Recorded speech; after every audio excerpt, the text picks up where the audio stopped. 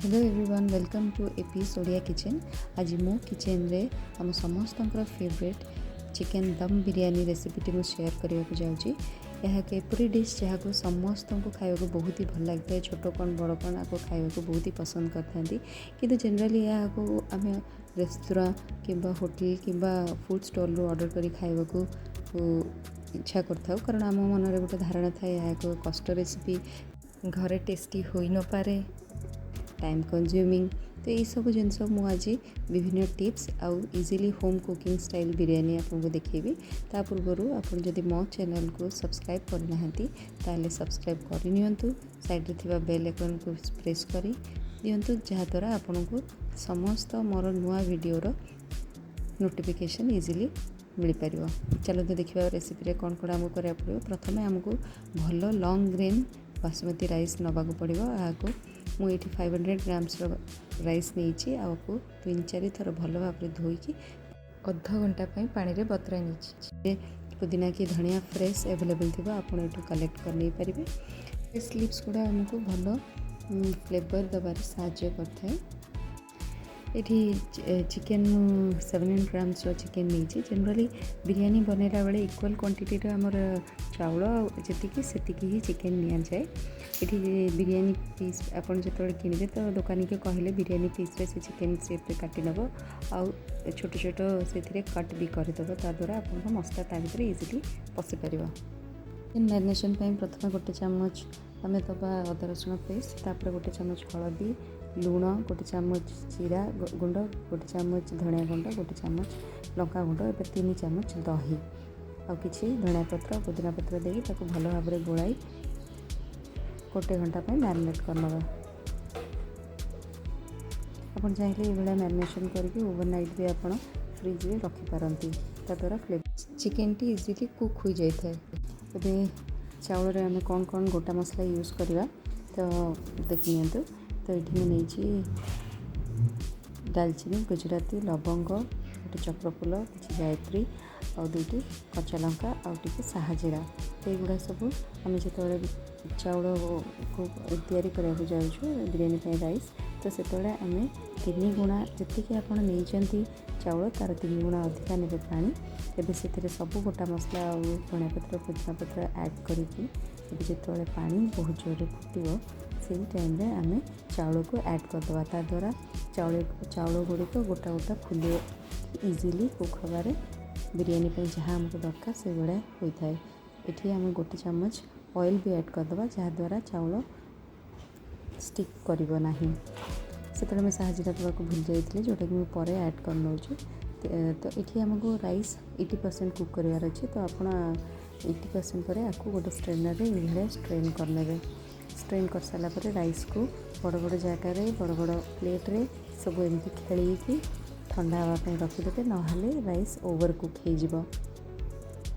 तो ये आम ग्रेवी चिकेन रे जो गोटा मसला दरकार तो ये दालचीनी गुजराती लवंग कि जायत्री साहजीरा चक्रफूल आ गोटे कड़ा बड़ गुजराती ए 6टी पियाज को आम काटी नवा पैन बसाई से 4 टेबल स्पून तेल देकी 2टी पियाज को प्रथम छाड़ी नवा फ्राए करनवा जहाँ को आम पर बिरयानी दम देला बेले यूज करवा। ये से तेल में समस्त गोटा मसला ऐड करी बाकी तक पियाज को ऐड करी भल भाव में गोल्डन ब्राउन होगा जाए फ्राए करवा।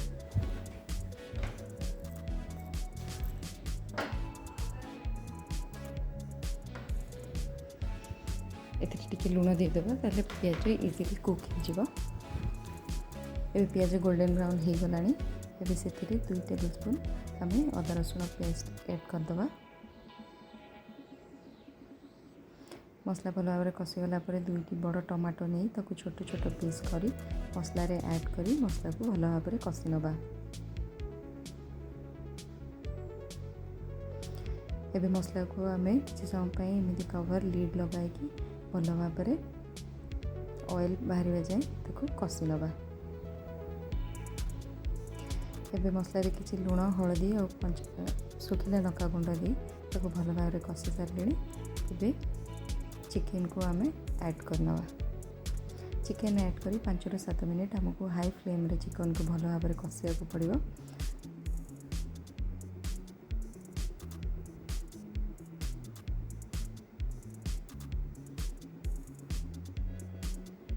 ଏବେ ଦେଖନ୍ତୁ 10 ମିନିଟ୍ ପରେ ଚିକେନ୍ ଭଲ ଭାବରେ ଆମର କଷି ଆସିଲାଣି। ଏବେ ସେଥିରେ କିଛି ଧନିଆ ଆଉ ପୁଦିନାର ପତ୍ର ଆଡ଼୍ କରି ସେଥିରେ ମୁଁ 3 table spoon readymade biryani powder add କରୁଛି। ଏଭଳି ଆମେ ଚିକେନ୍କୁ ଆଉ କିଛି ସମୟ 5ରୁ 10 ମିନିଟ୍ ଭଲ ଭାବରେ କଷି ନେବା। लो फ्लेम्रे रखिए कषा कवर लगाई। एबे किछि गरम क्षीर मुझे से 15ରୁ 20टी केसर थ्रेड पकाई ढांकी रखी नहीं। एबे देखंतु चिकेन आमर भल भाव कुक हो गलानी। चिकेन रो मांस चिकेन रो बोन रु अलग हवा को लगे ताने चिकेन पूरा कुक हो गलानी। एबे आमे गैस रो फ्लेम टाको ऑफ कर दबा आउ ताको दम दवा प्रोसेस स्टार्ट करवा। देखो चाउल गुड़िक मोर ठंडा है पूरा गोटा गोटा है अच्छी। एबे गोटे हेवी बटन पट नवा कि आपन पाखे जदि प्रेशर कुकर थी आप प्रेशर कुकर यूज करेंगे। प्रेशर कुकर रे प्रथमे आम कि गुआ घी देकी तलटा को भल भाव ग्रीस कर नवा। एबे से प्रथम लेयर आम राइस दबा।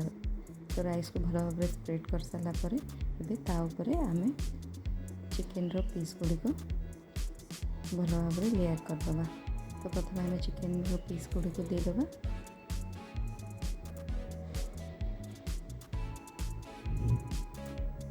ये आप चाहिए आ गोटे लेयर आप जो आम फ्राए करके अनियन रखीदे से भी आप ऐड करेंगे।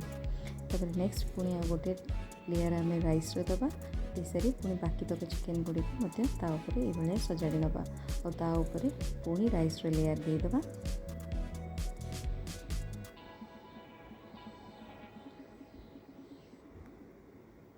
एबे ताऊपर मु गोटे बड़ चामच घी ऐड कर और बाकी जी अनियन फ्राए अच्छी ताको ऐड कर सहित किसी धनिया और पुदीना पत्र और 4टी कंचा लंका को काटिकी ये ऐड कर एबे क्षीर युक्त केसर ताको आम ऐड करनवा। एठी मु 3टी अंडा जोटा कि ऑप्शनल आप चाहिए नहीं पारती न नहीं पारती अंडा 3टी अंडा को मुझे सिझाई नहीं और जो कढ़ाई चिकेन कषी थी से जस्ट स्लाइटली फ्राए करके ऐड कर। एबे आप चाहिए किसी फूड कलर किसी रोज वाटर और किसी केवड़ा एसेंस यूज कर पारती किंतु मुझे किसी करना। एबे लीड लगाई आम नेक्स्ट 15 ରୁ 20 मिनिट्स आपको दम दबा। दम का अर्थ स्लो कुकिंग। तो ये आम आंच लो करके 15 ରୁ 20 मिनिट्स आपको कुक करनवा। एबे देखंतु बिरयानी को गोटे साइड रो ये आम खोलिबा। खोलिकी देखंतु बिरयानी संपूर्ण भाव में कुक हो जाइए। चाउल किसी भी गोटा गोटा है किसी भी भांगी ना। बिरयानी को साधारणतः एमती गोटे साइड रो ही खोलिकी आमको तलू काढ़ी बाकी बिरयानी सहित मिसाई सर्व करने को पड़ता है। बिरयानी कलर आपड़ फूड स्टॉल रू आनी बिरयानी ठू अलग अच्छी कारण से मैंने फूड कलर और एसेंस यूज करते। एवं बिरयानी को आप रायता सहित सर्व करने पे देखो हम बिरयानी के केते सुंदर देखा खाइबा भी बहुत ही टेस्टी होती। कोरोना समय बाहर आनी खाइबा अपेक्षा निजे हाइजेनिक वे घरे प्रिपेयर करी ये आप बिरयानी ट्राए करेंगे। तो रेसिपीटी आप घर ट्राए करूँ केमी लगे मत कमेंट रे जणाइबे। मो चैनल प्लीज ओडिया किचन को सब्सक्राइब करूँ। ये मु आगू को बहुत नुआ नुआ किसी डिशेज शेयर करी और मो वीडियोटी जब भल लगे कमेंट करूँ शेयर करूँ और लाइक करूँ। धन्यवाद।